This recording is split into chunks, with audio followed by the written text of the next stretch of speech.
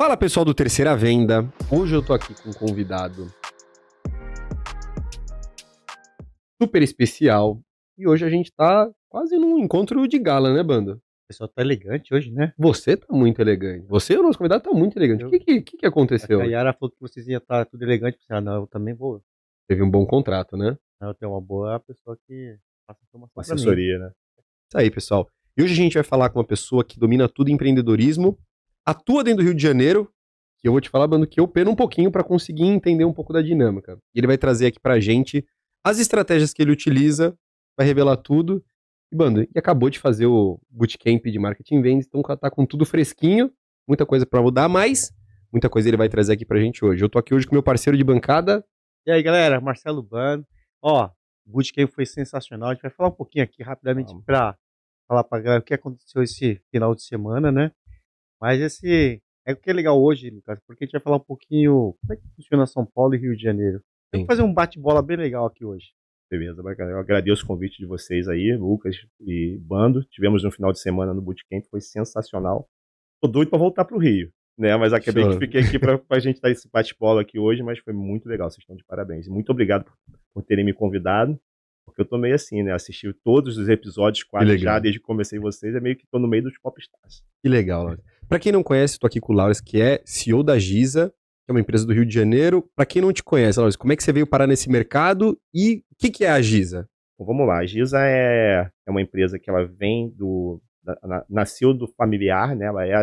Meu pai trabalha ainda com a gente na empresa há mais de 30 anos, né? Tinha uma outra pegada, aquela coisa do começo da segurança.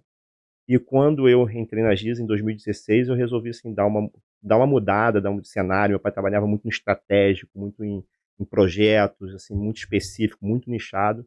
E aí a gente veio para a parte de terceirização, efetivamente, Facibity, esse tipo de O coisa. foco antes era segurança. Era segurança, mas muito particular, muito projeto para Entendi. planos. Não tinha recurso humano. Tá? Entendi. Ele projetava, Mais consultoria. consultoria, projeto, treinava o pessoal e depois se retirava e ficava ali prestando aquela consultoria recorrente. E aí o recurso humano, ele tinha até um ou outro recurso humano, mas em clientes muito especiais dele. E como é que você veio parar você nesse segmento? Quando você olhou a empresa, falou, cara, tem oportunidade de mercado aí pra eu melhorar? Como é que foi essa revolução quando você entrou lá? Então, eu sou advogado de formação, advoguei por 20 anos, né? Saí do Rio por 8 anos. E quando voltei, acabou que, enfim, você é advogado, você volta para a tua cidade, mas 8 anos depois está tudo diferente, você perdeu a sua networking, esse tipo de coisa, e acabei então, falei, meu pai me chamou, falei, vamos aqui, vem comigo, e aí a gente foi, porque no fundo eu sempre tive muito afinidade com o negócio. Eu vou fazer 46 anos esse ano, eu digo que eu tenho 30 de experiência, porque eu sempre dentro da empresa, colado nele desde os 15 anos de idade. Legal. Então, assim, era quase que um caminho natural que deveria ter acontecido muito antes. Pena que não aconteceu.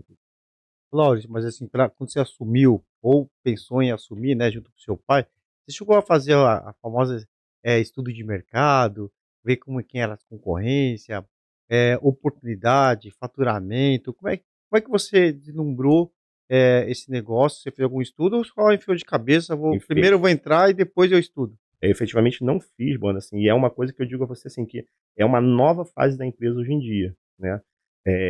Até a minha vida ao Bootcamp representa essa nova fase, assim, porque quando eu entrei era um negócio do meu pai e a gente via que dava certo, né? Depois aí de 2016, a gente tá falando de 7 anos, aí eu comecei a perceber, nossa, esse mercado é bem bacana, esse mercado é muito grande, assim, tem muitas oportunidades, e foi o que nós conversamos esse final de semana, né, porque às vezes você olha e fala assim, aqui a gente está super nichado, está super bem, não dá para brigar com as grandes. Aí você olha e fala assim, cara, Tá, né? tem um mercado que a grande não chega e se ela chegar, ela perde. Né? Não tem por que você se amedrontar, não tem por que você se apequenar, não, muito pelo contrário. Hoje em dia eu percebo, assim, você chega no contrato, pô, só tem grande aqui, pô, beleza. Né? Aqui eu consigo, talvez, mostrar valor, no final das contas, que a gente fala tanto. Então, respondendo a tua pergunta, não houve esse estudo, né? Esse estudo hoje, na minha vida, ele está sendo feito agora.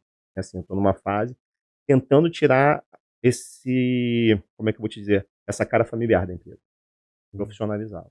Legal, Laura. E o que você entende que nesse seu percurso foi o maior desafio para o crescimento da Giza? exatamente criar essa estruturação e é o termo que a gente usa, né, que vocês usam, é sair do empresidiário, É. né, você deixar de ser, porque como é que funciona? Eu sou comercial, eu sou operacional, eu sou o cara de compras, eu sou o cara de venda, eu recruto, eu mando embora, não dá, né, para você crescer, você precisa criar capilaridade em volta de você, porque a hora de todo mundo, o dia de todo mundo só tem 24 horas. Por um tempo eu comecei a dizer assim, cara, eu precisava de um dia de 36, para trabalhar 24 e descansar 12. É. Né? Não era porque eu queria dormir mais, enfim, mas é isso, assim, eu acho que a reestruturação, a mudança de cultura dentro da empresa, né, para poder você setorizar e crescer, porque não dá para fazer tudo, a verdade é essa. Eu até acho que até um determinado momento, sim, Precisa botar a mão na massa. exatamente, e eu concordo. estou exatamente nessa fase, de querer sair da fase de fazer tudo, entendeu? Preciso agora ver aonde eu vou me dedicar, aonde eu sou melhor. Sou melhor no operacional, sou melhor na venda. Um dos dois eu preciso abandonar. E essa é uma fase Leandro, que eu acho que é muito difícil, muitos empresários não conseguem fazer esse pivotar da parte operacional para uma parte tática e estratégica, porque você começa a criar uma crença, né? Você cuida de tudo, de vendas, de compras, então você se acha o super-herói. Ele, pô, eu sozinho resolvo tudo. Aí você não tem tempo para planejar, montar uma estrutura de treinamento, estruturar uma área, indicadores. Aí você passa alguém que você confia, você fala assim, cara, vem cá, deixa eu te colocar em vendas aqui, pra você me ajudar. Aí você não planeja essa área. Aí muito provável que essa área não vai dar certo, porque você não gastou tempo na parte estratégica de planejamento. Aí não dá certo. Aí vem a Aí, frustração, né? e aí você reafirma essa crença de, caramba, tá vendo? Eu aqui vou lá e faço dar certo. Eu contratei um cara só pra isso e ele não dá certo. E muita gente não consegue sair desse ciclo. E é difícil, porque você imagina, por exemplo, hoje, assim, como eu falei, a gente vem de uma empresa familiar, tudo, mas hoje eu tenho o meu CNPJ, tá? Assim, a empresa é minha. Então, acaba que a parte de estratégia, de prestação de contas, é comigo mesmo. Então, você acaba, às vezes, negligenciando aquilo, mas é extremamente importante você saber o resultado. E mais importante, saber se está dando resultado. Sim. Porque, às vezes, está entrando dinheiro e não está dando resultado. Muitas vezes. Esse é o grande ponto, né? E como você o faz tudo, aí você fica naquela assim, bom, por que você se envolve no operacional e você se envolve na venda? Porque o operacional eu preciso reter. Então eu preciso tomar conta, porque eu não posso perder o cliente, porque eu ainda estou, né, a empresa às vezes não está na fazenda de poder perder o cliente. E quem vende bem é quem conhece o operacional. É. E aí, qual que você abandona? Abandonar entre aspas. Qual que você vai deixar de se dedicar diretamente? Qual que você vai fazer crescer primeiro, né? Hoje, digo por mim, eu acho que eu não posso me deslocar completamente do operacional, mas para crescer na venda. Operacional bem estruturado. A gente sempre fala que o dono, né, o senhor da companhia, ou os acionistas da companhia, eles têm a obrigação de vender, né? Obrigação de indicar, de fazer network. E muitas vezes colocar a bola assim na linha do pênalti pro time de vendas lá e chutar. E aí sempre coloca, né, Lucas, que muitas vezes o network do acionista é finito, né? Fazer um trabalho de CRM, trabalho de marketing da forma correta para fazer um network infinito, você acaba ficando limitado ao crescimento. Então, por isso que muitas vezes, assim, por mais que a gente seja um grande profissional sei lá, de operacional ou comercial, sei lá, jurídico, seja lá quem for, em algum momento você tem que realmente tirar um pouco a mão e saber delegar, né? É verdade. E eu me vi em algum momento, num passado recente, exatamente nisso. Networking, ele é finito, ele acaba, né? Tanto para você conseguir novos contatos, como para você atingir fazer aquelas prospecções que não deram certo. E ele se acaba ali. E aí você vem para uma Prime Bid da vida e tal, mas aí é completamente diferente do que você trabalhar com a sua network. É outro jogo, né? Porque uma coisa é você sentar na mesa com a pessoa que quer te comprar. E quando você trabalha com a sua network, é que a pessoa quer te ouvir. Já tem um elo de confiança. Exatamente, alguém te indicou, ele já ouviu falar, você já conheceu ele na casa de alguém, na sua roda de amigos. Enfim, agora, quando você senta e aquela pessoa não lhe reconhece como nada, é completamente diferente. E aí você vem numa frustração muito grande, que fala, caramba, eu fechava tudo. Sabe, e eu digo pra você assim, eu dizia, eu pegava e falava, não, me bota sentado na mesa. O que eu preciso é alguém que me bote sentado na mesa. Esse é o cliente que eu tenho mais medo lá. Pois é. Quando ele vem aqui na Prime, ele fala assim, Lucas, a minha taxa de conversão é de 90%. Me botar de 10 contratos, 9 eu fecho. Eu falo, ai meu Deus do céu, que medo. Mas a gente sabe que vai vir frustração, porque na indicação pode ser, essa taxa até faz sentido. O começo é assim mesmo. Mas é exatamente isso, porque assim, Porque a sua networking, ela é finita, mas ela quer te ajudar. É. Ela quer que você venda, ela quer ver você bem, então você vai já com meio caminho andado e você se acha grandão. É. E não, eu sou um mega O vendedor, negociador, né? sou um É. vendedor. Eu não sabia, por que eu perdi meu tempo advogando? Eu É, devia ter começado vendendo bala para meus amigos na escola. é isso Mas aí. fala aí, o que que sua questão acadêmica, de formação de direito como advogado, o que te ajuda no seu negócio? Como que Olha, te ajuda? o que acontece? Ajuda bastante, assim, porque eu tive passagem, por exemplo, pela área trabalhista, que é importantíssimo Muito, na nossa sim. área, né? Então, assim, ela ajuda bastante. Não, e aí ajuda na venda, porque você conversa com o cliente com alguma propriedade, às vezes faz ali umas inserções que podem fazer sentido para ele, porque, por exemplo, tem síndico que é advogado. Então, quando você mostra ali alguma autoridade naquele assunto, e fala, poxa, legal. Né? Eu tive a oportunidade de trabalhar também em jurídico interno de empresa grande, empresa de energia elétrica no Nordeste. Então, eu trago um pouquinho daquela experiência para mim, porque é totalmente diferente. Quando você advoga, de advocacia contencioso, o que importa para você é a quantidade de processo. Quando você advoga dentro de empresa, o que te importa é valor envolvido. Não importa se você tem 1000 processos. Qual é o risco ali? Né? E aí toda a estrutura de uma empresa, qual é o impacto do jurídico, tipo de coisa. Então hoje eu consigo trazer um pouquinho disso para dentro da GISA, na organização interna, estrutural da empresa. Então, assim, foi muito válido e eu consigo aplicar efetivamente. Legal. É bom porque você transmite muita confiança. Como temos realmente muito síndico que é advogado, então já deu match, né? Já deu a Isso, empatia ali, né? exatamente. E na faculdade de Direito você tem outras cadeiras, você faz contabilidade, você faz administração, né? Então isso tudo acaba tendo hoje alguma afinidade também com a carreira do síndico profissional. Você tem muito advogado como síndico profissional, você tem muito administrador como síndico profissional, né? Eu, por um acaso, quando trabalhei nessa empresa de grande porte de distribuição de energia elétrica, eu tinha muito contato com o setor de contabilidade, de recurso humano. Então, assim, isso me ajuda bastante. Acho que até mais do que talvez o síndico que é advogado, o que não é, te enxerga como um ponto de apoio, né? Sim, com certeza. De dúvidas, de receios em relação a passivo com o quadro Principalmente atual, trabalhista, né? tudo. Terceirização. Sim, com certeza. Risco de terceirização, né? Ainda o Sim. pessoal ainda tem medo, né? Sim, com certeza. Embora a terceirização tenha mais de 100 anos no Brasil, ainda tem gente que tem muita dúvida ainda, Tem né? muita dúvida. E eu não sei aqui em São Paulo, que você falou dessa diferença Rio e São Paulo, mas no Rio ainda há muita resistência, eventualmente, em terceirização. E eu vejo condomínios, às vezes, fazendo o caminho inverso, de estar deixando de terceirizar para botar orgânico. E no Rio tem muito ainda orgânico, né? Muito orgânico, né? E o que eu tô te falando, assim, e o cara que deixa de terceirizar e bota orgânico de novo? Por que Assim, você vê esse movimento lá? eu acho que é a frustração com terceirização. Ou ele teve muito problema, ou ele teve muito passivo trabalhista, sabe? Da terceirizada. Na terceirizada, sabe? Eu vejo assim uma coisa cíclica, não sei se vocês concordam, mas, por exemplo, na área de portaria, de vigilância, seja lá o que for, as pessoas passavam por uma frustração com o recurso humano, que dorme, que não faz nada, que não vem, que vai embora mais cedo. Aí todo mundo começou a migrar quase que por 100% tecnológico, para a tecnologia no Rio de Janeiro. Aí percebe que a tecnologia não Vai faz resolver tudo, tudo, não é. vai resolver tudo, né? Fica frio, né? Principalmente em condomínio não dá para ser frio, né? Aí começa a voltar pro terceirizado, ou melhor, pro recurso humano. E aí às vezes ele vai com orgânico, porque o trauma dele é terceirizado. E aí depois ele começa a querer terceirizar de novo. Enfim, e fica um ciclo, sabe? E a redução de custo, porque às vezes ele tem a impressão de que o orgânico é mais barato, né? E eu digo para o síndico, quando eu falo, cara, o orgânico não é mais barato.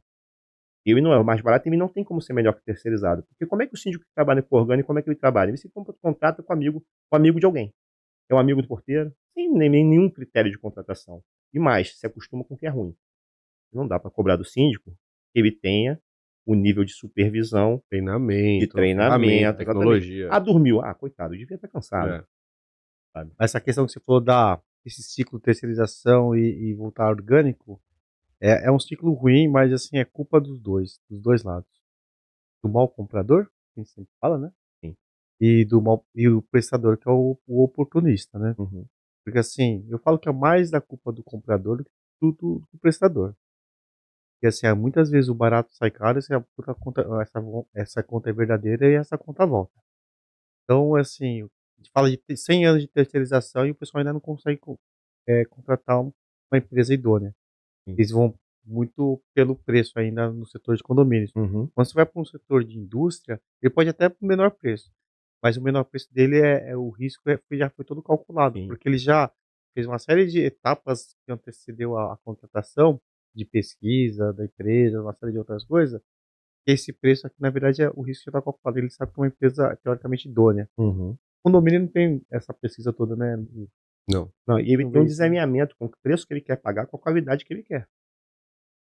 É, Há um desalinhamento grande ali. quem não quer o bom e barato, né? Pois é, mas assim, é impossível, né? Tem coisas que é impossível a pessoa querer pagar ali um preço de portaria 24 horas que você faça a conta não fecha, né? E às vezes a gente, quando recebe um escopo, consegue fazer uma visita técnica com o condomínio, com o síndico. O primeiro ponto da conversa é tentar mostrar para ele o que ele está comprando, porque às vezes ele não sabe.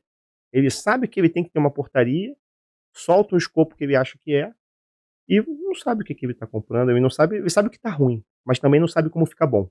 Mas vocês acham que vou trazer para o síndico, quando ele contrata uma portaria muito barata, ou ali colocou fez o leilão dele, a mais barata ele contratou. Vocês acreditam que ele está ciente, ele está contratando algo que a conta não fecha, ou ele é muito ingênuo e acredita que Eu acho que é desconhecimento mesmo. é É desconhecimento? desconhecimento. Porque assim, a gente fala, depois vamos fazer um bate-bola aqui, São Paulo, Rio de Janeiro. Eu posso falar com propriedade, o síndico profissional em São Paulo.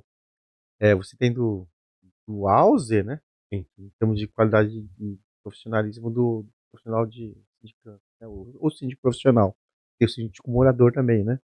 Mas você fala que hoje você tem grandes associações de síndicos aqui em São Paulo, eu imagino que no Rio deve ter. Você tem várias convenções, várias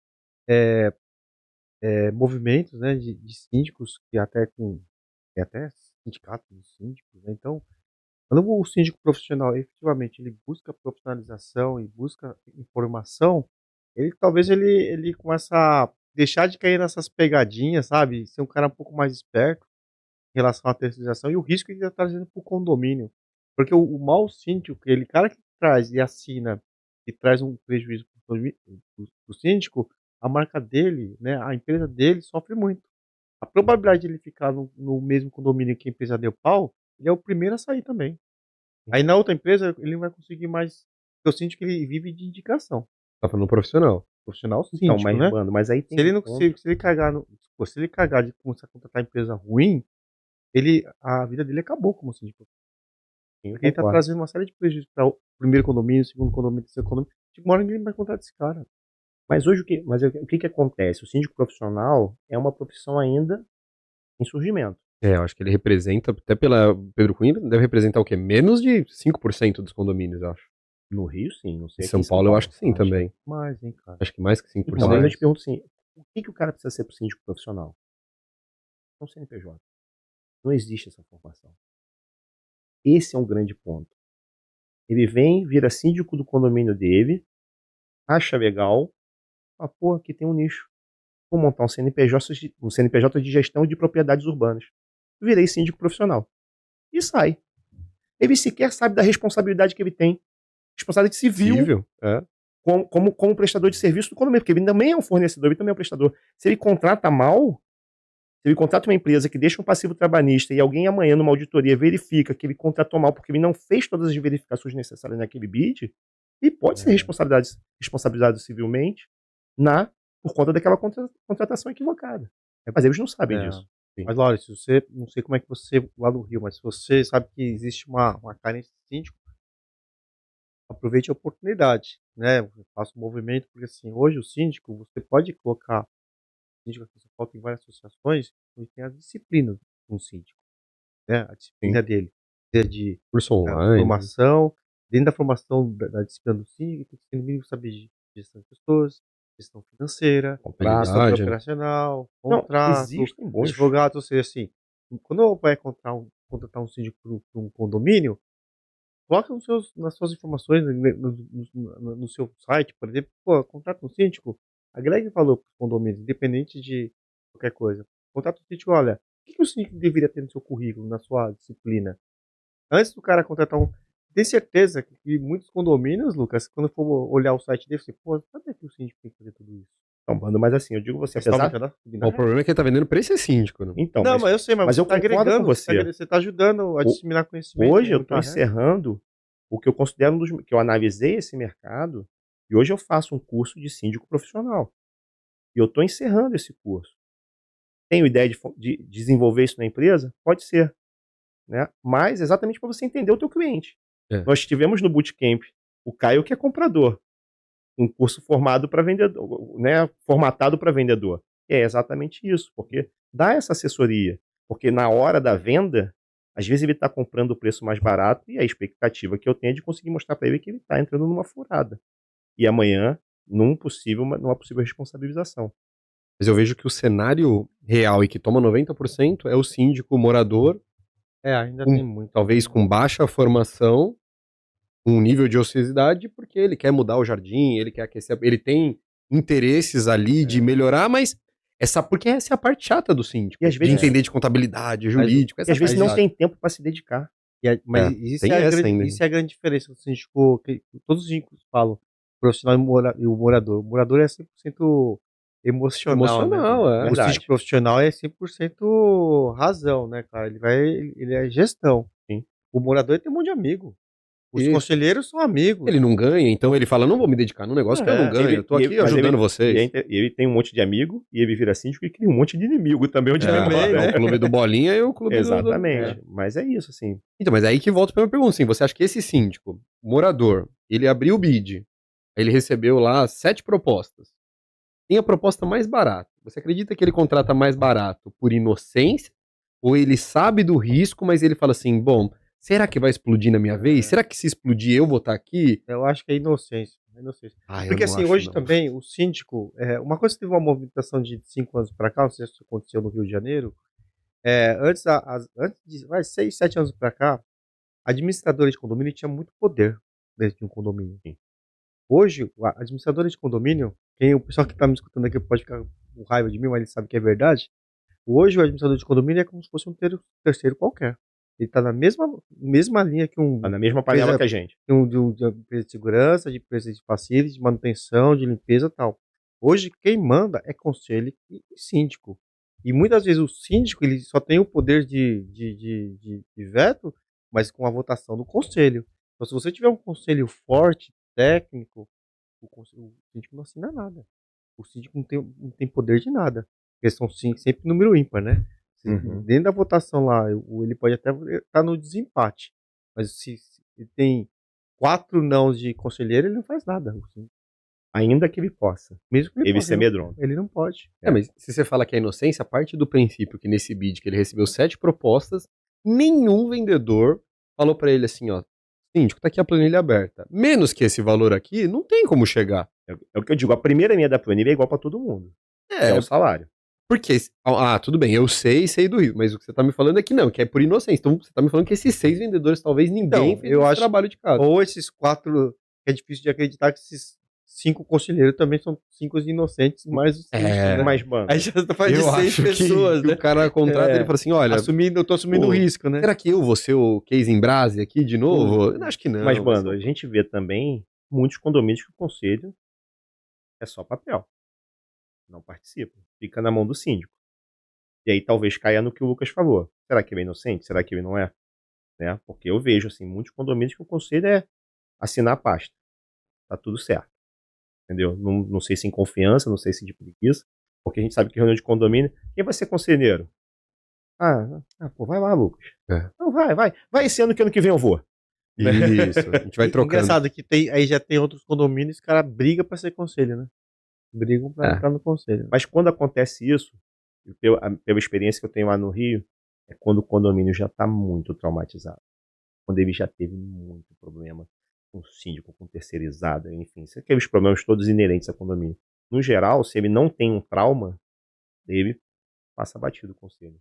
Canso de ter condomínio lá que diz, no regimento interno diz que tem que ter um conselheiro por bloco, são 9 blocos. Tem 6, tem 5.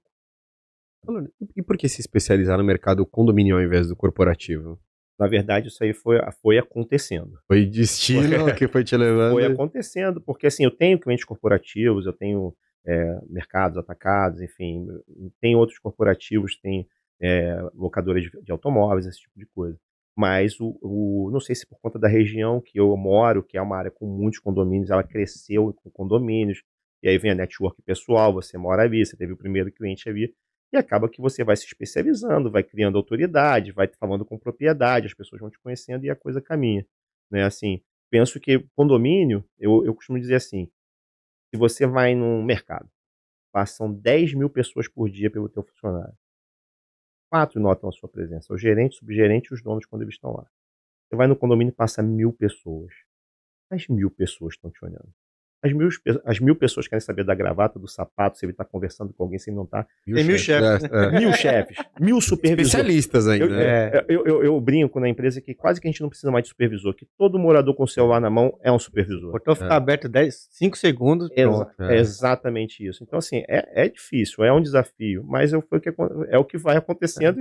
Eu te pergunto isso porque, assim, eu vejo principalmente aqui na Prime Video, assim, tem cliente que ama condomínio e tem cliente que odeia condomínio.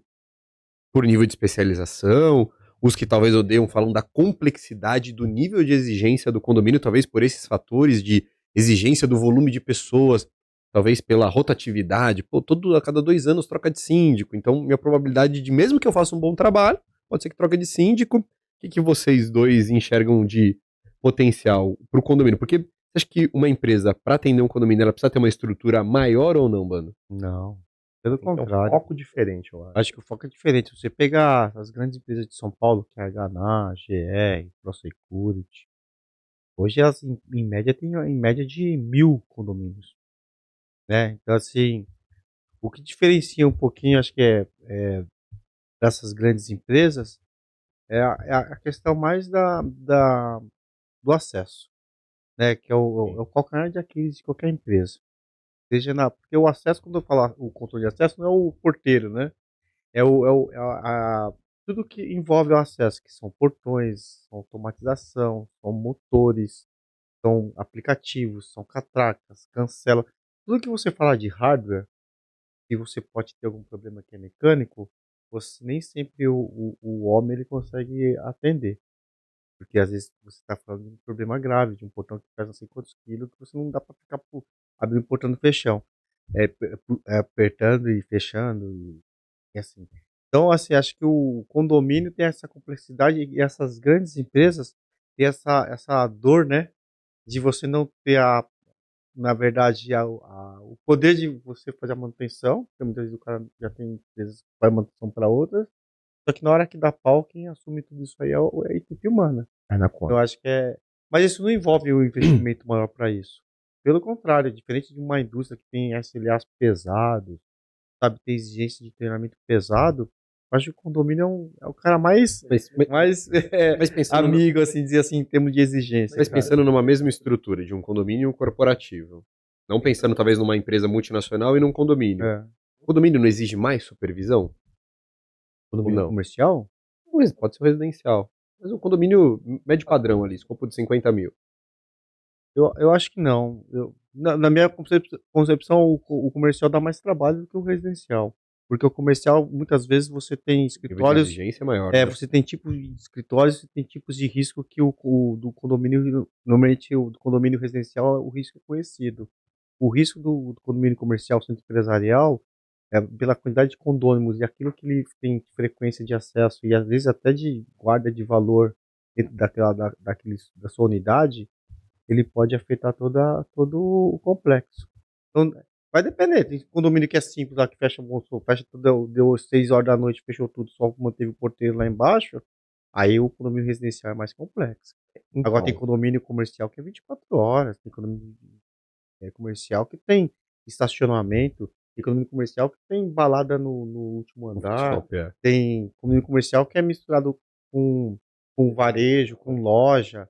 Aí é punk. Eu acho que são desafios diferentes. São né? desafios, São diferentes, porque é o que eu digo assim, o que às vezes o terceirizado diz que não gosta de condomínio, o que ele não entende, eu acho, no meu ponto de vista, mano.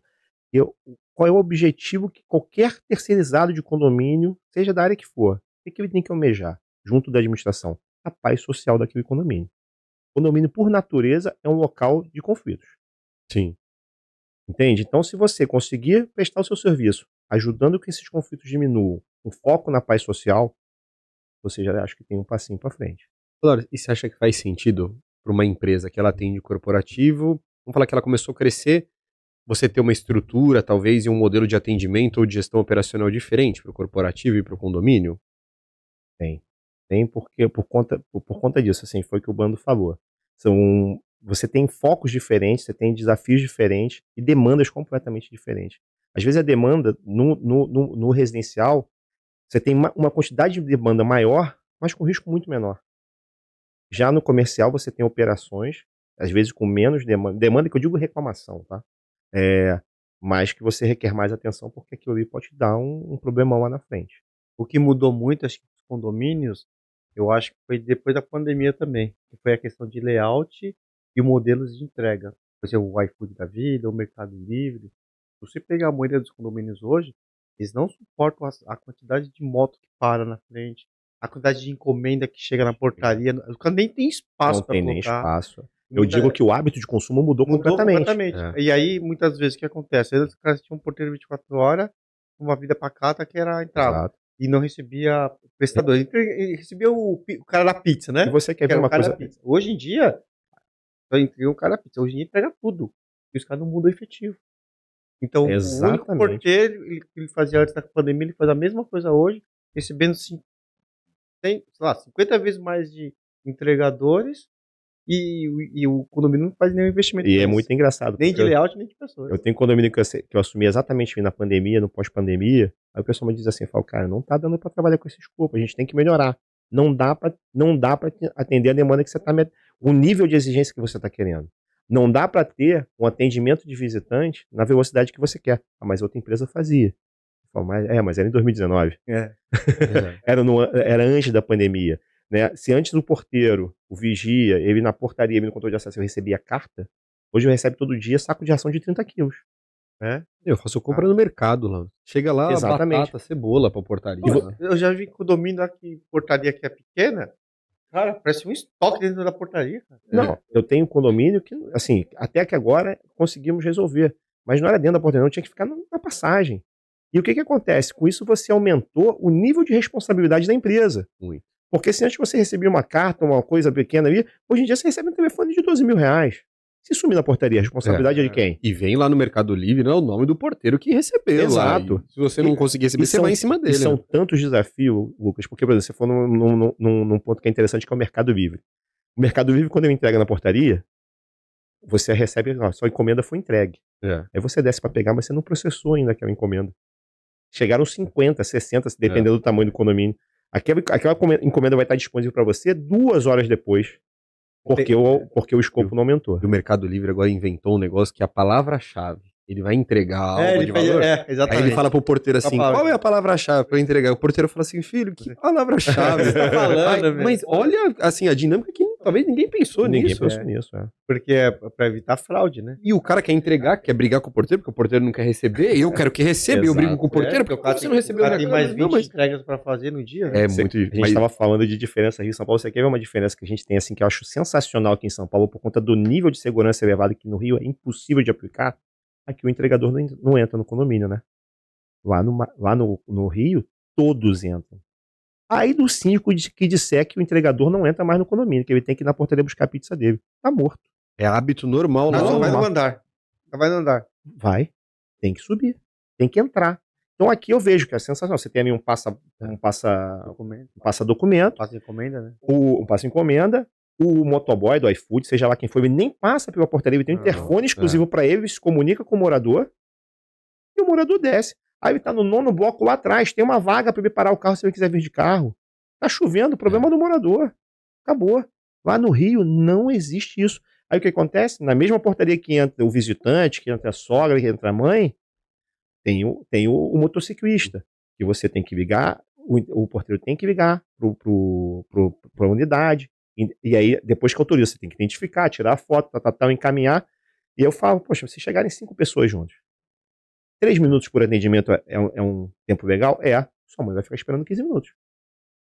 E acabou. Muito mais. E muito, não, 5 pessoas, né? Sexta, domingo à noite. É o dia do iFood, é a hora do iFood. Entendeu? No condomínio de 750 unidades tem um porteiro atendendo.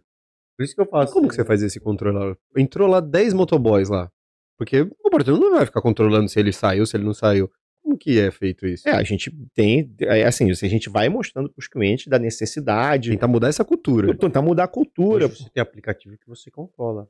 Porque É. assim você controla o tempo de permanência. Se ele não Então, sai, assim, você tem que... você põe lá, se você tem 10 minutos para sair, você controla o controle de acesso por tempo de permanência. Isso. Você tem 15 minutos para ir. Se não gerar, isso aí em 15 minutos vai gerar um pop-up na tela. Exato, dá um alerta. Ó, o fulano não saiu. Aí você pega assim, só vai correr atrás do peão. Ou liga primeiro na residência, pergunta se o cara já saiu. Primeiro lugar.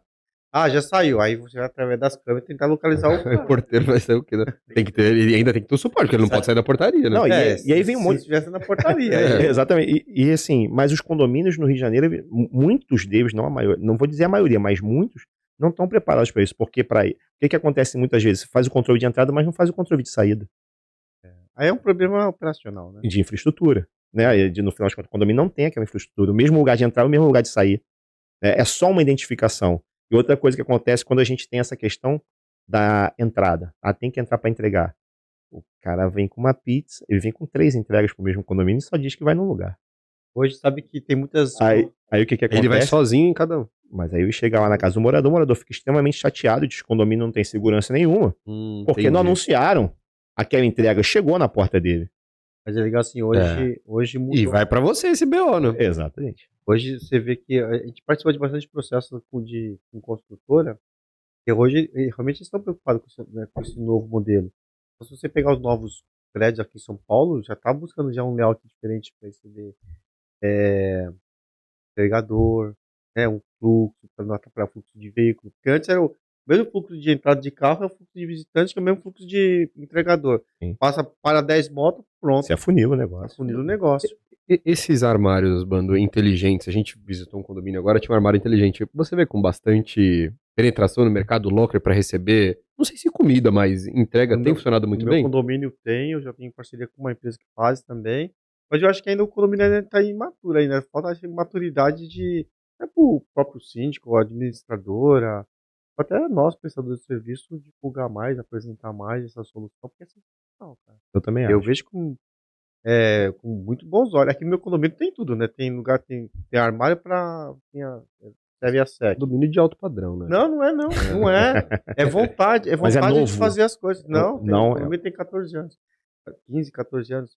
Lá tem lavanderia. Então você coloca no armário, você põe as suas roupas, aí você no aplicativo fala para formatar, a empresa de lavanderia pega a sua roupa e põe no armário lá. Alto padrão, né? Não, mas não é. Meu condomínio Tem problema, simples. mano. Mas assim, o que eu falo assim, tem formas, assim, como prestador de serviço, de você sair do convencional, da caixinha, oferecer só um totem, um drone, uma catraca, câmera, limpeza, serviço, para migrar no seu portfólio de outras coisas. E você já tá no cliente, né? Para fazer esse cross-selling não é tão difícil. Na empresa que é da GPS que ela comprou recentemente, uma empresa lá de Alphaville, eles tinham aqueles mini market. Uhum. Então ele, além de ele vender serviço de vigilância, portaria e tal, ainda vendia aqueles mini mercados dentro do condomínio. Caramba. Sensacional. E no meu condomínio também tem, mano. Mas eu falo assim, o meu que não público tem lá... no teu condomínio, cara? Não é tem, mas eles mudaram já 2 vezes, até de layout de lugar, porque o furto é muito grande, cara. O pessoal lá passa uma cerveja, leva 2, sabe? E leva 2. Aí passa um salgadinho e tal. E quando o pessoal vai investigar, é tudo jovem. E cara que tem dinheiro. Mas o jovem gosta de mostrar vantagem. É a vantagem, assim, é a vida do mais eu esperto. sou um ofensor do mercadinho, mano. Por quê? Porque o meu fica no estacionamento. E no estacionamento a internet é péssima, mas eles botaram Wi-Fi que não funciona direito. Aí eu pego a cerveja, aí eu levo pra casa e falo assim, vou pagar em casa, né? Aí, quando eu chego, a Luciana já me recebe com 1 milhão de perguntas, e aí ele manda mensagem pra mim, senhor Lucas, o senhor não Eu pagou. ficava também Aí você diz, ainda. Nós também ficava no primeiro subsolo. Agora eles pegaram um salão, tiraram um salão que era de home office, que o pessoal quase não estava utilizando. E aí ficou legal porque agora tem porta. Agora tem uma porta que é como se fosse aqui tem uma porta, aí tem câmera pra tudo quanto é lado, ficou muito melhor, porque eles ficavam no mesmo estacionamento mesmo. Entendi. Aí ficava meio esquisito mesmo lá. Então você sabe quem acessa, antes, comprando ou não, Exatamente. você tem um controle de acesso no Se mercadinho. quiser fechar a porta, fecha agora. Uhum, dependendo entendi. do horário. O locker, por exemplo, que você falou, cara, no Rio de Janeiro não se usa. Não tem. Não se usa em Olha a empresariais. oportunidade. empresariais. Não é assim. A gente conversou sobre isso, assim, como tem muita coisa que já está validada em São Paulo, que no Rio ainda não se sonha. Aproveitando talvez essa dinâmica, né? Teoricamente seria uma equação básica, assim. Quando a gente fala do Rio, São Paulo, tem um nível talvez de, a palavra é periculosidade, mas um nível de incidente alto de preocupação com a segurança. Sim. Então se parte do princípio que no Rio, São Paulo, vamos falar do Rio, que é onde você atua, tem um nível de segurança e exigência muito alto pela insegurança, teoricamente seria um lugar maravilhoso para você ter uma empresa de segurança. Essa é a realidade? Não, porque Como que é essa dinâmica para a gente entender? é a relação, que eu acho que é exatamente isso. A pessoa quer o serviço, mas às vezes não quer pagar por ele. Né? Quando a gente fala de todas essas coisas, todas as ferramentas, tudo que você tem disponível no mercado, mas o morador, que a gente está falando tanto de condomínio, ele quer ter um serviço de excelência, um produto de excelência, mas ele não quer aumento na cota de condomínio dele.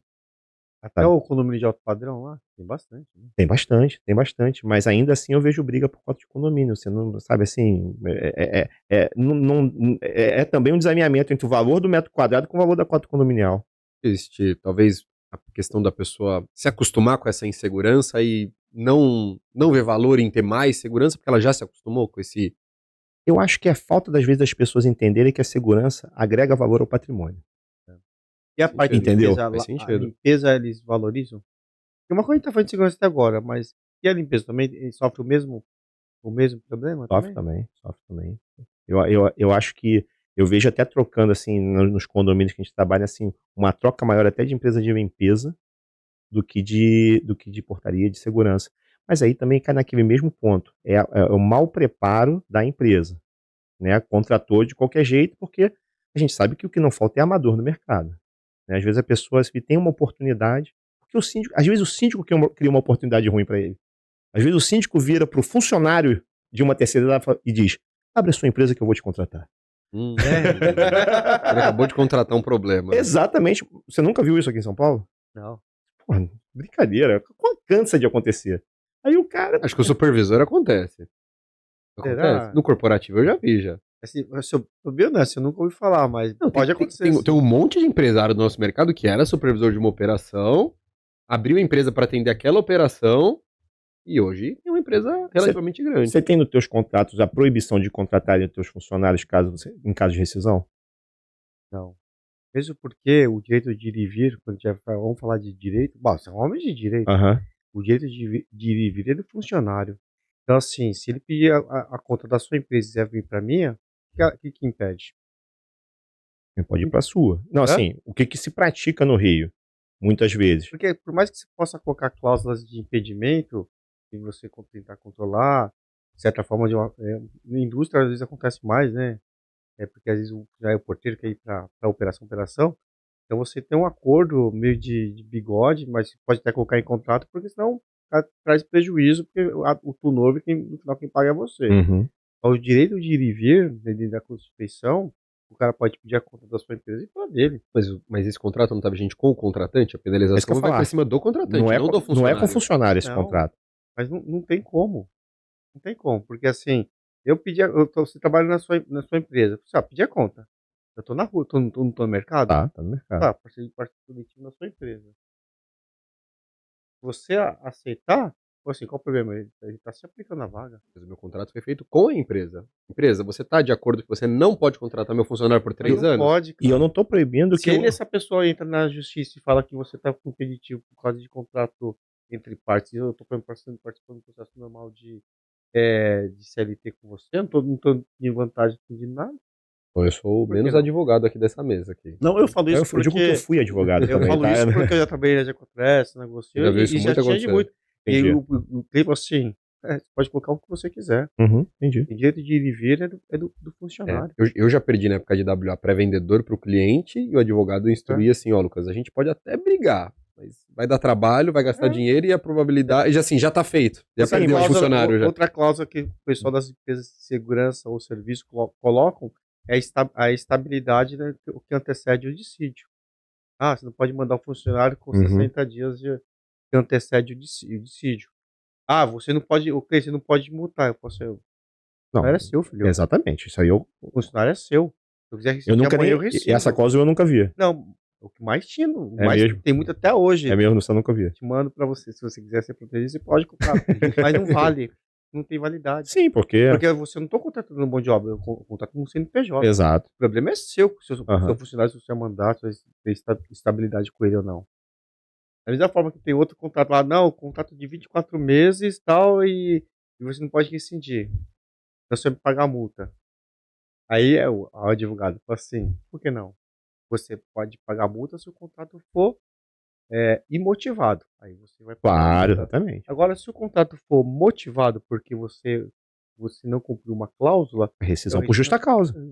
a qualquer hora. Então, grande coisa você fazer um contrato de 24, 36 meses, 48. Tem que fazer e trabalhar Porque se você direito. fizer coisa errada, o cara É. rescinde o contrato no mês seguinte. Claro, Isso é sem padrão. dúvida. Entendeu? Então, Assim a como empresa- também não adianta aquele contrato de 24 meses que você com aviso prévio de 30 dias você pode rescindir. Isso não é contrato por prazo Então, tem determinado. gente que Isso é contrato por prazo pega indeterminado. advogados que coloca cada coisa e lá na frente ele derruba aquilo que ele se protegeu. Ou você se protege do começo ao fim, ou você não dá trela pro cara quebrar uma cláusula que você escreveu lá atrás. Tipo assim, 24 meses, mas se der 30 dias você pode... É indeterminado. É. Não, mas é que alguns contratos, às vezes, por exemplo, esse contrato de 24 meses, com uma cláusula de uma multa rescisória em caso de rescisão imotivada, como você disse, ele faz sentido, muito sentido, por exemplo, no condomínio, porque foi como o Lucas disse agora há pouco. Pô, toda hora muda de síndico. Quer dizer, toda hora não, muda de síndico. Qual é um dos desafios de você trabalhar para o condomínio? Quando você trabalha para a empresa, você está ali na relação com o gestor daquela área e é ali você e ele. Ele está satisfeito, você está entregando e tal. Quando você trabalha com condomínio, o síndico normalmente é um opositor da gestão anterior e ele quer fazer a mudança. Entendeu? Tudo que foi feito no passado estava errado e eu vou mudar Quer tudo. pagar a multa, paga. Tchau. Então, Né? mas às vezes eu tenho condomínios que eu já estou na 5ª gestão de síndico diferente, né? E todos entraram para me tirar. Todos entraram para tirar a empresa.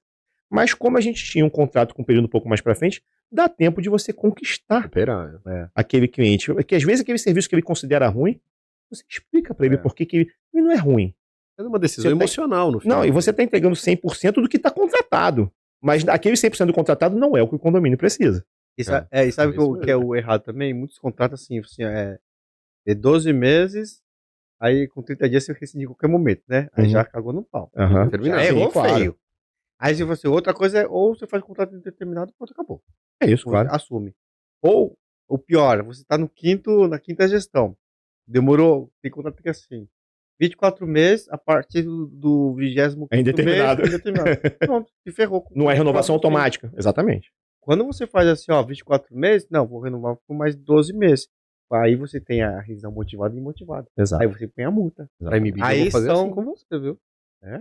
24 meses, renova por mais Não, mas isso é 24. só pro que não é amigo. Ah, tá, entendi. Eu sou teu amigo também, né? O Lars tá nessa, assim, ó. Cara, Mas viu, muitas vezes, 30 Lucas, dias, eu se quero o cara dizer- chorar, é, eu já cedo. Mas muitas sabe vezes, Lucas, às vezes a gente fala que a gente tem que usar o jurídico da forma correta a nosso favor. Exato. Porque às vezes você quer colocar de uma forma que no final você tá dando tiro no pé. Então, assim, não é que você quer cobrar a multa do cara, mas Não. muitas vezes você fez um investimento. Às vezes você colocou lá, ele deu o exemplo lá que você investiu num sistema de controle de acesso por um contrato de 24 meses. não é isso? Exato, exatamente. Aí você fala assim, mas depende com 24 meses. Aí se lá na frente fala assim, mas você pode rescindir com 30 dias de antecedência, Eu não recupero o investimento. toma. Você ferrou.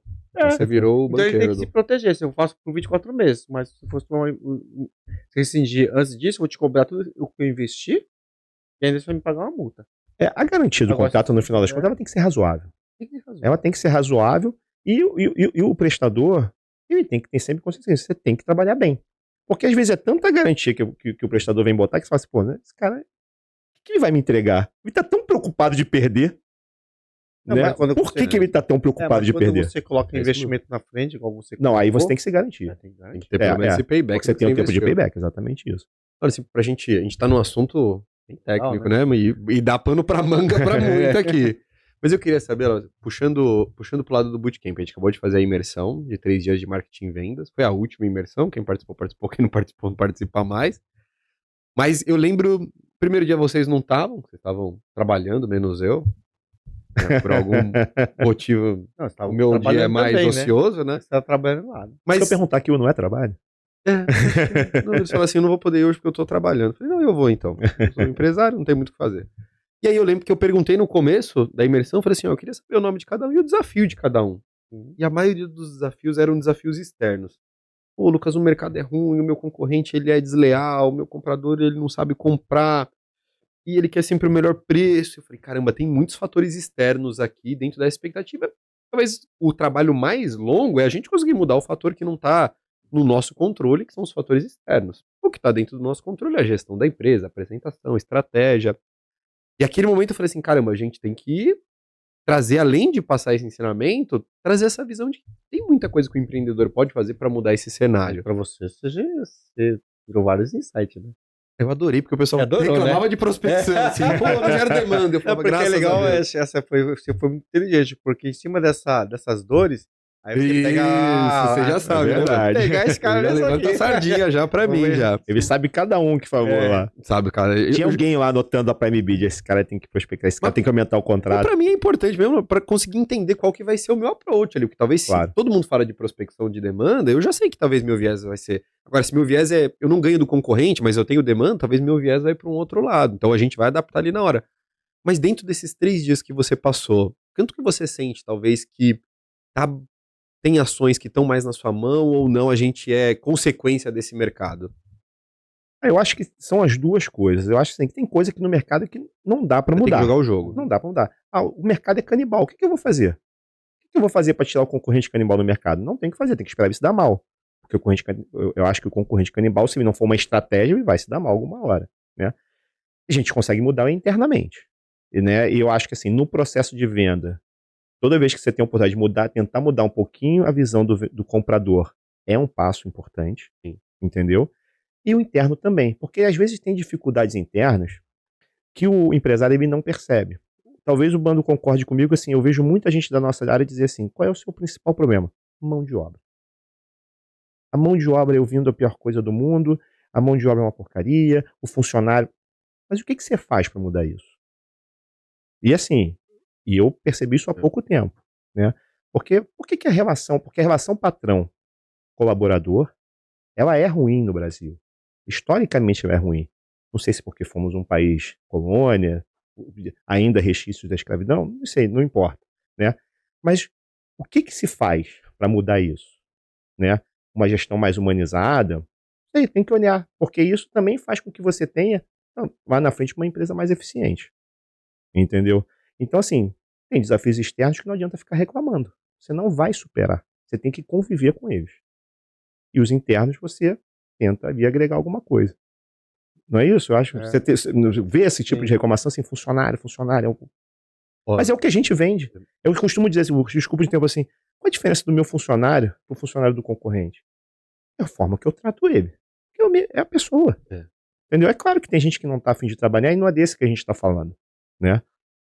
Mas o que eu vejo, talvez, ó, eu vou trazer que talvez para o âmbito da Prime Bid, que é um pouquinho diferente, mas talvez, olhando talvez para a área mais administrativa, mas eu vejo que talvez esse empreendedor, que ele é muito calejado e ele tem essa crença de que, pô, o mercado é ruim, o colaborador quer se aproveitar do empresário, porque foi uma briga de classe entre as duas, assim. Sim. E ele cria esse ambiente hostil dentro da empresa e ele acaba punindo os bons pelos ruins. Sim. Assim, pô, ninguém aproveita as chances que eu dou. Então ele corta talvez um benefício, ele corta algo que ele cedia, uma confiança, e ele cria uma cultura de sempre punir os bons pelos ruins, porque ele vai moldando a empresa baseado nos desafios, nos descontentamentos. Eu lembro que na época de WO, assim, eu passei por vários momentos que eu falava assim, cara, não tem jeito, assim, o pessoal é muito filho da mãe, não vale a pena, eu fui tão bonzinho, eu fui enganado. Porque aí você fala assim, cara, quantas pessoas muito boas que produziram muito e fez muito sentido por conta dessa gestão, talvez faz sentido eu mudar o procedimento da empresa, porque um cara me sacaneou, um cara me botou na justiça por conta disso, e fica muitas vezes essa briga de gato e rato, enquanto eu, na minha concepção, essa mudança tem que vir do lado de quem tem o poder da mudança, que é do lado do gestor. É isso, e eu Concordo. concordo, e assim, não tenho problema de assumir que nunca, a minha cabeça não foi sempre assim, A minha também não. entendeu? A minha também não. Porque você se sente injustiçado. É aquela coisa assim, quem é o patrão bom? É o que paga em dia. Pronto, é o que vocês vão ter de mim. Acabou. Sabe? Mas é isso que ele procura. Entendeu? Será que eu não tenho? Porque eu tenho que puxar a responsabilidade pra mim. Eu posso exigir do outro a maturidade que eu não tô tendo? Não dá. É que muitas vezes também, ó, você fala só de tratativa humanizada, que é bonito, tá na moda isso, mas nem sempre isso é suficiente. Porque quando a gente trata com um colaborador que uma renda muito baixa, né, então às vezes, por mais que seja educado, ele pode até te considerar, achar você um cara sensacional, tal, mas tem coisa que pesa, uma coisa que pesa em muito no sinal operacional é bolso. Sim. Então, vale muito, hoje a Prime Video faz muito essa questão de premiação por performance. Eu acho que dá para fazer isso também no nosso setor. Eu sei que não dá para colocar grandes prêmios, porque pode Margem impactar no baixa. contrato. Porque a gente Mas briga muito por preço, né, Bana? mas Então, quando a gente faz a conta lá, por exemplo, na Megavig, a gente tá fazendo agora com alguns contratos, o quanto tá tendo o custo de turnover e quanto que custa isso para o RH, para logística, uniforme, essas coisas. Aí vamos um exemplo que naquele contrato perde-se com todo esse cálculo, lá, R$ 5.000 por mês. Uniforme, contratação, treinamento, tudo. A gente fez um cálculo lá, tipo, pô, vamos assumir 50%. A gente pegou R$ 2.500 por mês, a gente mostrou o pessoal lá, fez um trabalho de performance com o pessoal, você, ó, tem 2.500 para dividir entre você. entendi. Interessante. Não reduziu 100% ainda, Não mas vai. Acho que nem reduziu vai, né? bastante. Mas o que eu quero dizer assim, que nem sempre só o tratamento humanizado, você consegue ter um grande impacto na sua operação. Às vezes, só o reconhecimento bater nas costas é legal, Não, isso não. mas às vezes também tem que, às vezes, ter um tipo de premiação. Seja em dinheiro, seja numa cesta básica, seja numa folga trabalhada, você fala, ó, vai, emenda um feriado aí. Ou alguma coisa que ele sinta a recompensa mesmo. Não só de bater nas costas, sabe? Não é só dizer que você é um bom funcionário. Eu entendo o que você falou. Às vezes tem. Eu acho que isso é importante. E uma coisa que o Lucas falou, que é uma coisa que eu venho mudando, né? Porque assim, eu tive uma percepção, que eu trago lá pra mim, mas eu acho que vai na sua minha. O ser humano, ele tem, assim, por hábito, valorizar o erro. Tá? Assim, às vezes o funcionário é ótimo. Ele comete um erro, você fala, vai pra rua. Ou ele deixa de ser um bom funcionário. É claro que tem erro que é inegociável. Tem erro que você não pode, aquilo não dá, né? E eu trago isso pra vida pessoal. Tem pessoas assim, que eram amigos, que, sei lá, por alguma coisa me decepcionou e eu sinto saudade, eu já nem me lembro o que aconteceu. Sim. Sabe? Isso é natural do ser humano. Então eu tenho esse cuidado hoje na empresa. O que houve? Por que ele errou? Porque às vezes ele errou por um problema pessoal, às vezes ele errou porque um funcionário que nem é tão bom quanto ele o provocou pro erro, né? Então essas coisas, e aí se você consegue agregar isso, premiação monetária, seja lá o que for, é excelente. Ó, eu tive uma. Aí você vai falar que eu copiei de você, mas é verdade. É que tem a roleta ali, eu acho sensacional. Aí eu levei essa ideia lá para um posto de trabalho.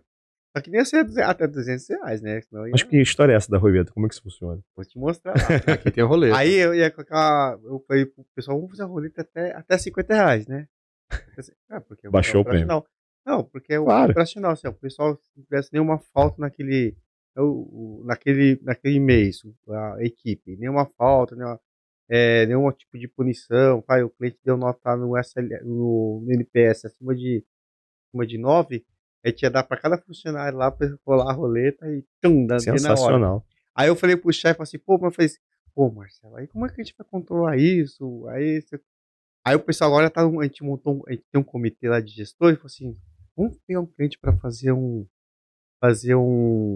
uma POC, né? Fazer um teste lá, quem sabe, né? Aí agora a gente tá quase chegando no O modelo perfeito. modelo para implantar nesse cliente aí. Mas isso é interessantíssimo. Porque eu tô imaginando assim. Não, mas tem cara que vai tirar R$ 10, né? Não, mas eu tô imaginando assim, o colega de trabalho falou assim, cara, amanhã eu não venho. Eu falo, tu vem. Você vem. A gente implementou a roleta, porque antes a gente fazia sempre premiação Você vai ver lá. baseado. Vai ver a Sensacional. roleta. Mas a gente fazia premiação baseado no atingimento da meta. Só que uma coisa que eu aprendi às vezes a gente acaba desconsiderando algumas coisas que a gente aprende, porque todo mundo premia por meta. Esse é o normal. Verdade. Aí você não quer ir contra isso, porque se todo mundo faz, algum motivo tem. Só que pra mim a meta ela é a consequência de ações. Então assim, eu posso cobrar do meu vendedor atingimento de meta. Só que não tá na mão dele 100% atingir a meta, mas ligar 50 para 50 decisores tá na mão dele? Tá, 100%. Assim, se ele fez o que eu pedi, que é ligar pra 50, 200, 100, ele ligou, ele fez aquilo que era o combinado nosso. Eu falava, caramba, ele fez, mas não atingiu. Será que eu estimei certo? Então a gente tirou a premiação por atingimento da meta e criou uma meta baseada na evolução das ações. E o que acontecia? Quando o meu colaborador ele chegava na metade do mês e às vezes ele estava muito aquém da meta, ele desistia as outras quinzenas, porque ele falava assim, Eu não caramba, vou ganhar mesmo? eu preciso chegar a 100, eu tô na metade do mês, eu tô em 20, Meu motor já quebrou aqui. cara, eu não vou conseguir Já bater. perdi uma roda. Não Deixa eu adianta pensar no próximo. Ou você manda embora. Pode ser algo Sim, do tipo. Sim. Ele falou assim, deixa eu tirar aí, assim, porque ao invés de eu ficar pensando no final do mês se eu vou bater a meta, eu preciso entregar o hoje. Eu não preciso entregar o final do mês. Porque aí o pessoal começava a correr no meio do mês e já tava tarde. Quando eu mudei pra evolução, a cabeça mudou de eu não preciso bater mais a meta, eu preciso vender o contrato dessa semana. E aí a gente criou essa roleta por evolução. Primeiro porque a roleta ela tem uma questão que mexe com os circuitos neurológicos em relação ao volume de dopamina, a sensação de girar a roleta, a possibilidade de ganho. Então ela tem um fator que ela influencia nisso, e tem a emoção de você girar e poder ganhar ou não. E ela tem esse aspecto da evolução. Aí todo mundo, no próximo mês, no mês que a gente não bateu a meta, aí eu implementei a roleta, falei assim, olha, agora a gente vai premiar pela evolução. O atingimento da meta pode ser uma consequência, mas não vai ter mais premiação pelo atingimento, é pela evolução. Todo mundo lá queria girar a roleta. Então o cara queria vender, porque ele queria girar a roleta. Vender uma, vendeu duas. E girava a roleta, e girava a roleta. Quando olhou, era dia 17, as metas estavam batidas. O cara tirou o foco do final e pôs o foco no resultado que eu tinha que ter hoje. E a comemoração e a evolução e o clima da empresa de ver as pessoas batendo a meta, E a gozação? rolando a roleta. Tem a gozação, tem esse Sim. Você aspecto. cria um clima diferente, né? E cria esse clima. E a empresa começa a entender. E a gente não fez isso só para a área de vendas. A gente fez isso para todas as áreas. Porque para mim esse também às vezes é um erro, assim. Sim. Pô, só vendas tem o sino, só vendas tem o atingimento atingimento da lá meta. nunca me pagou. Eu falei assim, roda aí. Eu vou poder rodar a roleta? Não? Vai poder rolar. Vou ganhar quantos bitcoins? Quanto sair lá. Você já tá ansioso pra rolar a roleta, né?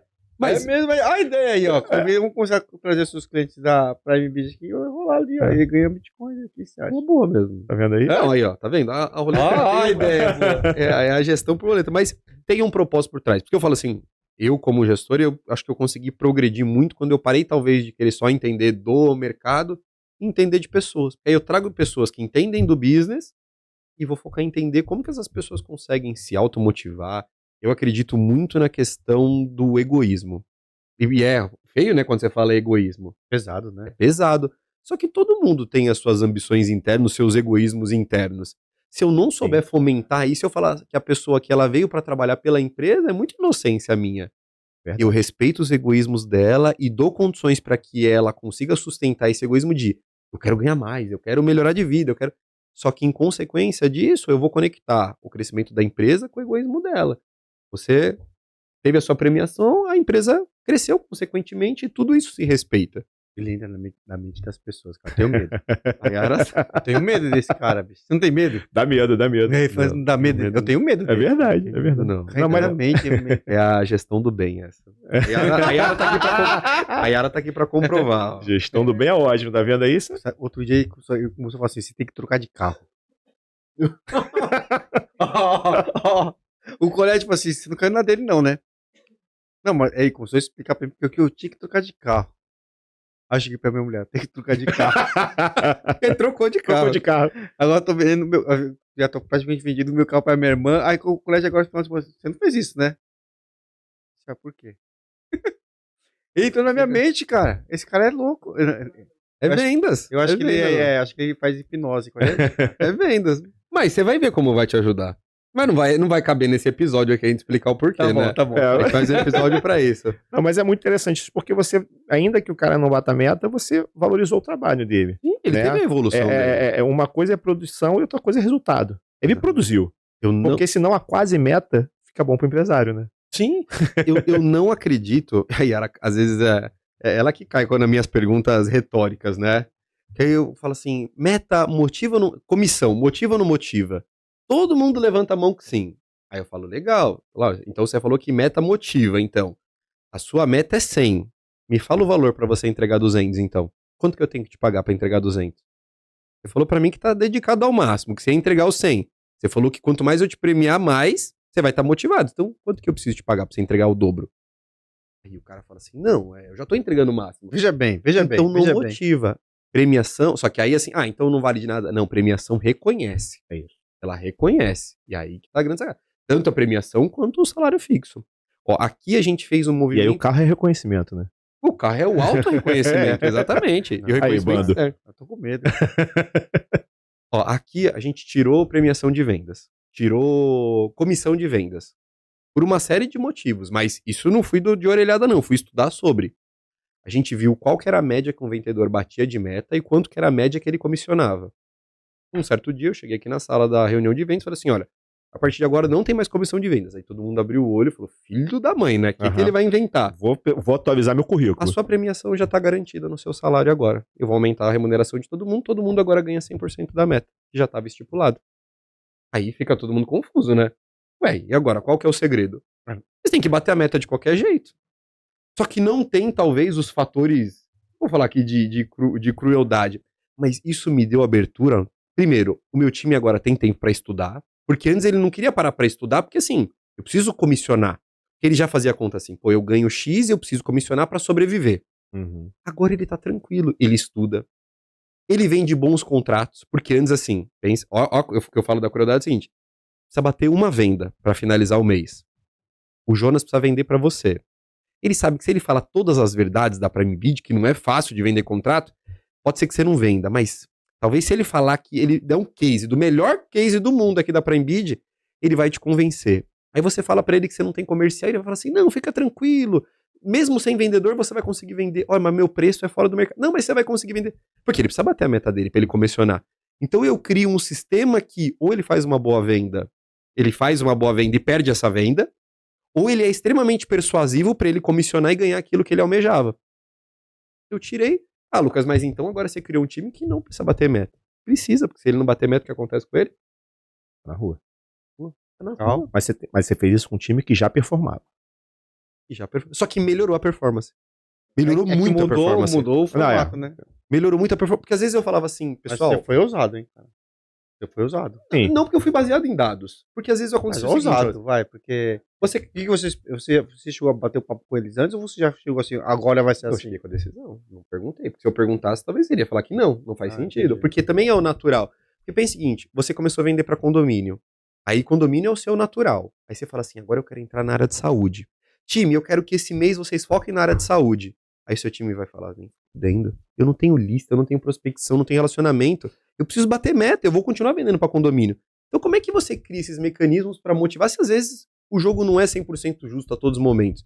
Eu tirei comissionamento assim, pessoal, a gente vai trabalhar 100% sempre. E se um dia acontecer alguma coisa que faça vocês não bater meta, talvez eu vou entender. Porque talvez não tá tudo no controle de vocês. Mas é um movimento que não é tão simples, principalmente no mercado igual de terceirização. No mercado de tecnologia isso tá virando normal. Até porque quando eu vou contratar alguém, eu chego... Vamos falar que meu salário normal seja 5. Com premiação vire 10. Aí agora virou 10 o salário. Eu chego num cara que ele ganha 6 e com comissionamento pode ser que ele bata 12. Com comissionamento pode ser que ele bata 12. Aí eu chego e falo pra ele assim, vendedor, seu vendedor, quer trabalhar na Prime Bid? Você vai ganhar 10. Aí o cara fala assim, aqui eu ganho 6. E pode ser que eu ganhe 12 se eu bater as metas. Mas lá é 10 garantido. Eu vou atrair os melhores pra mim. Porque você prometer comissão é difícil de você atrair o cara com a promessa. Mas tem uma coisa assim, que você tá falando, eu tô pensando. Essa coisa da premiação com dinheiro, com remuneração. Às vezes a pessoa não se acomoda, porque assim, você tem ali, tá ganhando 5, mas tem a condição de ganhar 6, 7, 8, 9, 10. Ele vai brigar por aquilo. Quando você bota isso fixo, ele não traz a vida dele para aquela realidade e começa a ficar, assim... Acomodar. Para aquele resultado, sim. Só que aí, o que eu tenho? Plano de carreira. Tá, tudo bem. Você quer ganhar mais? Agora você vai aumentar o seu salário fixo. Você quer virar um gestor? Esse é o caminho. Se você não tiver o plano de carreira, vai acontecer isso mesmo. Porque todo mundo ajusta a realidade financeira ao que ele tá ganhando. Né? Mas pensa que tem um combinado. Meu combinado com o meu vendedor é, você tem que vender tanto, seu salário é tanto. Você tem que vender tanto. Se você vender menos, eu vou olhar as variáveis e pode ser que não seja culpa sua. Mas eu vou estar olhando. Mas talvez faça sentido eu te penalizar. Vamos falar que você tem um vendedor. Aí você não gerou lead pra ele. Não gerou nada pra ele. Aquele mês, se você não fez um bom trabalho, você penalizou a remuneração dele, no final das contas. E não depende 100% dele a venda. E aí, pra você querer que ele ganhe mais, você tem que dar um cenário pra ele de... Hoje a gente tem vendedor júnior, pleno e sênior. Então a gente criou um plano de carreira que o cara não necessariamente vai precisar virar gestor. E depois de ser. E aí que eu falo que assim, o empreendedor ele não pode se contentar em ter uma empresa e estar feliz com o tamanho dela. Quando meus vendedores estão aqui, eles estão vendo que a empresa está crescendo, eles têm a certeza absoluta que vai existir oportunidades. E que ele precisa estar preparado. Agora, se você tem uma empresa que não tem vaga, a empresa não cresce, tá do mesmo tamanho há 5 anos, você não vai conseguir criar esse ambiente. Aí talvez você vai ter que ficar botando cenourinha na frente dele, porque senão ele vai desmotivar. Agora, um exemplo do nosso setor. A GPS é uma empresa que tem quase 180 mil colaboradores, zero de comissão para vendedor. É bônus. Se você pegar a Protege, uma empresa de transporte de valores que tem mais ou menos 25 mil colaboradores, zero de comissão para os vendedores. Mas dá para contar na mão, né, Lucas? Essas empresas que não pagam comissão. Eles pagam em formato de bônus, aí vai de 2 a 4 salários na meta Não vai, tá no bônus. final do ano. Final do ano. Né, de 2 a 4 salários. Mas hoje tem muitos vendedores da Protege assim, que hoje estão no mercado porque ele tem 90%, 97% do mercado paga comissão avulsa, eles preferem trabalhar mais na comissão do que no bônus. Talvez esse seja do histórico de venda, não sei o que acontece em termos de motivação, não sei se é um modelo igual ao seu, mas como eles olham todo o mercado com essa questão da demanda de oferta, na verdade, de oferta, que pode ganhar a comissão de ganhar 5, 6, 7, 8, 9, 10, muitos não gostam de trabalhar nesse formato da Protege e da GPS. Mas eu também, olhando na sua ótica, eu acho bem legal isso aí, cara. É uma coisa que eu posso pensar mais pra frente Porque também. a comissão ou a bonificação no final do ano é sempre a cenourinha ali na frente, né? Ele tá correndo atrás dela, de uma forma ou de mas outra. a diferença aqui na Protege e na GPS, é o mesmo formato, que o salário é diferenciado. Entendi. Diferenciado. Eles têm carro. A GPS não tem, mas na Protege o cara tem carro. Isso faz uma diferença gigantesca Sim, pra com pro cara de certeza. venda. Com certeza. E aqui tem um quesito que, assim, não é porque não tenho esse acordo, porque, assim, uma vez que você criou o acordo de comissão, você não tá fazendo mais que sua obrigação. Claro. Mas se eu ver que meu vendedor superou as expectativas e entregou mais, nada me impede de ir lá e dar uma premiação pra ele. Porque aí eu ganho. Mas essa cultura, ela tem que funcionar.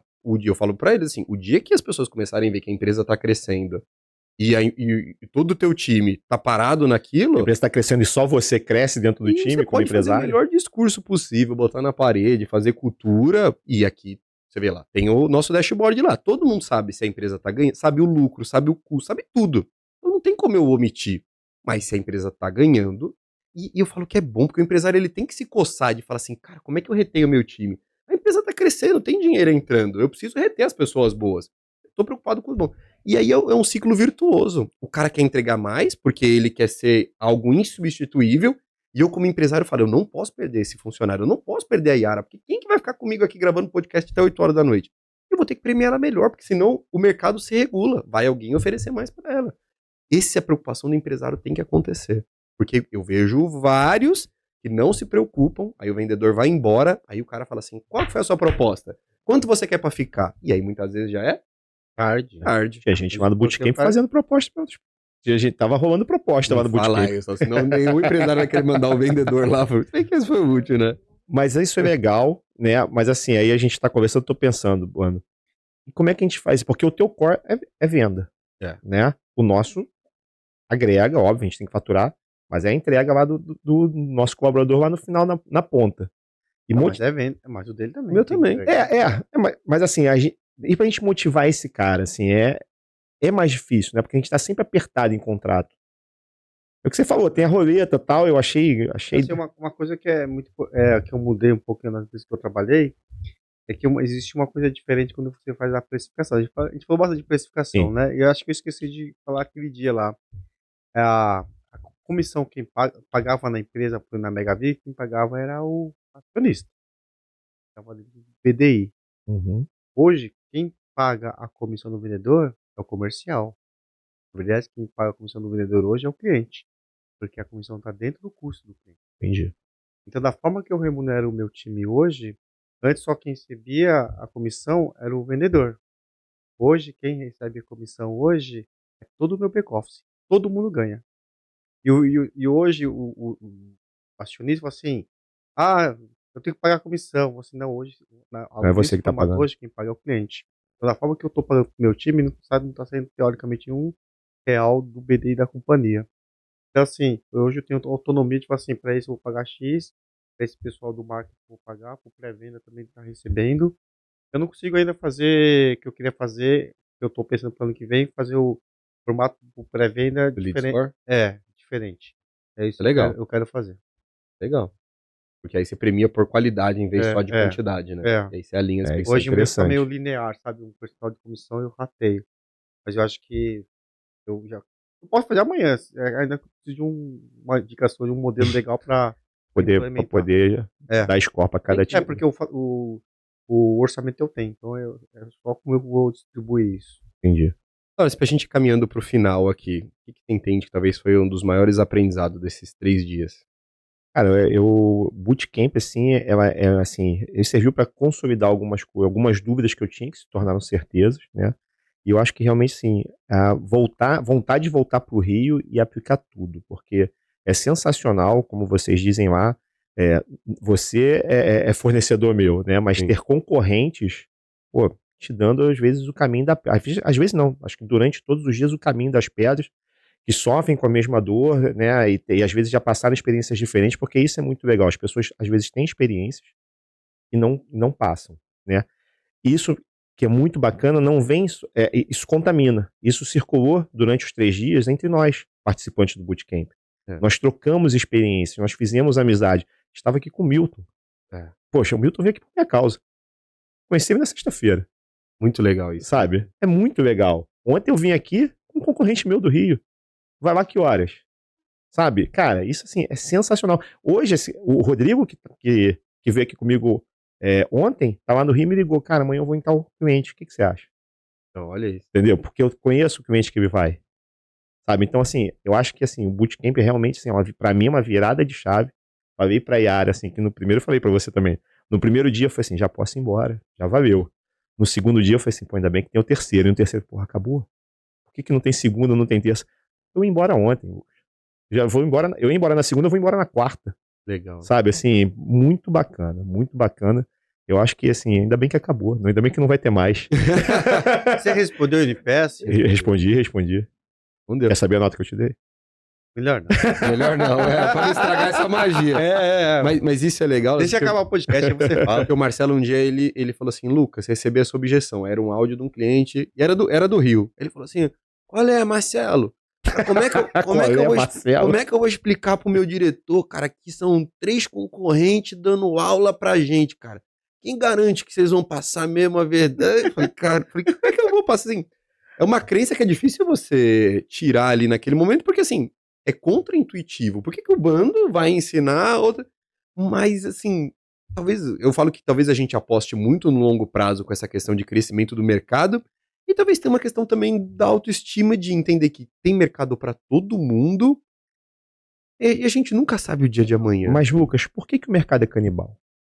Porque esse tipo de coisa Todo não mundo se acontece. preocupado com o seu, As pessoas estão querendo se matar ao invés de se juntar. Sabe, ao invés da gente, a gente pode... É claro que a concorrência existe, mas a concorrência, se ela resolver se unir, ela se fortalece. Né? Da mesma forma que quem participa muito de sindicato e associações, principalmente associações, mais do que sindicato é mais político, né? Sim. Mas associações, se você pegar qualquer associação, são empresas do mesmo segmento. Concorrente, né? Sim. E aí, Verdade. o que é o objetivo de uma associação? Né? Disseminar conhecimento, é subir a régua. Subir a régua da classe. Então, assim, se você colocar no mesmo, a mesma analogia, o que a gente está fazendo, né, Lucas? A gente está melhorando o mercado. É isso. Com pessoas do mesmo setor. Como se fosse, teoricamente, uma associação. Sim. Por isso que a gente fala do conceito de comunidade, né, Lucas? Sim. Não é assim, o bootcamp eu saio daqui assim, respondendo assim, cara, maravilhado, Legal. doido pra voltar, assim, eu digo que acabou a sua palestra na sexta-feira, eu já tava aplicando coisas ali no sábado, eu já tava passando o WhatsApp, muda isso, muda aquilo, a gente precisa ver, anotando, né, pra não esquecer, porque é tanta informação, e no sábado e ontem, eu vim pra cá, hoje eu falei assim, não, hoje eu já preciso começar a organizar, cheio de ideias, assim, porque é claro que a gente sabe, eu conversei isso com algumas pessoas, é muita coisa boa que a gente ouve. A gente não vai virar a chave em um mês. Né? Agora as pessoas têm que fazer o seu planejamento com o que elas aprenderam. Porque muito do que o bando falou é sensacional, mas não se aplica a mim ainda. Há um caminho a percorrer. Né? E eu digo a você, as pessoas têm que entender isso. Senão ela fala assim, pô, não consegui. acha o bootcamp maravilhoso e se depois fala assim, não é pra mim. Só que você tem que desenhar um caminho. Então, assim, Mas tem o sensacional. nosso projeto dos 6 meses, né? Eu já sei. Não, mas Esse vai ser legal. Isso que ela falou faz sentido, assim, porque às vezes você traz um insight, e se você querer todos os insights que sejam exatamente mastigados para sua, lá tem várias realidades. A empresa gigante, igual uma G4S que já foi, e o cara que tem ali 30 funcionários. Mas aí você vai ter que quebrar a massa cinzenta ali e falar assim, cara, como é que eu pego esse insight e trago isso para minha operação? Claro. Como é que eu... E aí que é a grande sacada, porque nunca vai vir 100% mastigado. Eu te dou um exemplo, assim, quando o Colette mostrou como é a proposta dele. São 5 páginas, é assim. Pô, legal. Mas eu falei, pô, sensacional, eu concordo com ele. Mas quando você vai no cliente, que você não tem visita técnica, você não tem a autoridade que ele tem, não dá. Você não pode sair daí querendo fazer assim, mas tem muita coisa pra mudar, não precisa fazer de 30. Sim, é chegar num É isso. No meu caso lá, eu falo assim que para cada cliente tem uma quantidade de páginas. É isso. Não existe um modelo. Então, assim... Pra cada bid também, né? Assim, o cliente e o bid. Para cada cliente, assim. Tem cliente que pouco relacionamento quer gerar pouca informação proposital para gerar uma segunda rodada. Sim. É um pouco de estratégia, sabe? Tem cliente que tô participando de um bid gigantesco. Esse que eu mando de 60 páginas. Eu mando toda a parte técnica da companhia, porque eu não tenho, muitas vezes, nesse caso, eu não tenho a oportunidade de me apresentar. É isso. Então, quanto mais dados eu passar para ele, a gente passa igual um livro. Tem gente que vai folhear, tem gente que não vai ler, e tem gente que vai ler as 80 páginas. Entendeu? Exato. Na dúvida, manda de 80. Porque, assim, o cara de 80 vai valorizar. Uhum. Então, assim, eu sei que assim, pô, você mandou um negócio de 60 páginas. Eu mandei de 60 páginas, porque tem cara que vai olhar, tem cara que vai folhear e tem cara que vai ler de ponta a ponta. Na dúvida, eu mando. Porque eu não tive oportunidade de estar com a pessoa. Agora, se eu tô direto com a pessoa, não, vou mandar uma página. E às vezes você não teve a oportunidade de estar com a pessoa, mas você sente que você pode gerar nele um interesse de continuar conversando com você. E aí vem aquele exemplo que foi sensacional da proposta cheirosa. Legal. Marcou, diferenciou das outras. Porque foi um viés, assim, por fora, mas ele despertou uma curiosidade pra ele. E ficou marcado. A Mas pessoa pensa ficou nisso, cara, que nenhuma proposta tem que ser igual a outra, cara. Uma você pode ter uma proposta de 10 páginas, 3 páginas, uma de 40 páginas, 30 páginas. É o feeling do vendedor. Entendi. Concordo. Obrigado pela presença. Eu que agradeço demais o convite, que assim, agradeço pelo bootcamp, assim, cara, ainda bem que eu vim, sabe, Legal. assim, foi muito sensacional. Obrigado pelo convite de estar aqui com vocês, assim, como eu falei, assisto os podcasts, caramba, eu vou estar lá com os caras, né, e é muito bacana, assim, isso mostra o quanto vocês são acessíveis, o quanto vocês estão aqui realmente para doar, sabe, e é uma coisa que realmente a gente sabe que no mercado não existe, então acho que vocês são pessoas, assim, diferenciadas. Pô, que legal. De verdade. Para o pessoal conseguir te encontrar, rede social, a Giza, como é que o pessoal faz? Hoje a gente tem o site, né, o gizagrupo.com.br. Depois do bootcamp, a gente está mexendo. GISA Grupo, em português.com.br. E as mídias sociais vão estar lá no site daqui a pouco, porque depois do bootcamp a gente está caindo dentro. Isso foi uma das coisas. Já estamos caindo dentro das mídias sociais. E vem novidade por aí, porque eu voltei cheio de ideia. Estou voltando cheio de ideia. Que legal. Valeu, pessoal. Então, até a próxima quarta. Valeu. Até mais, tchau. Até mais, obrigado, gente.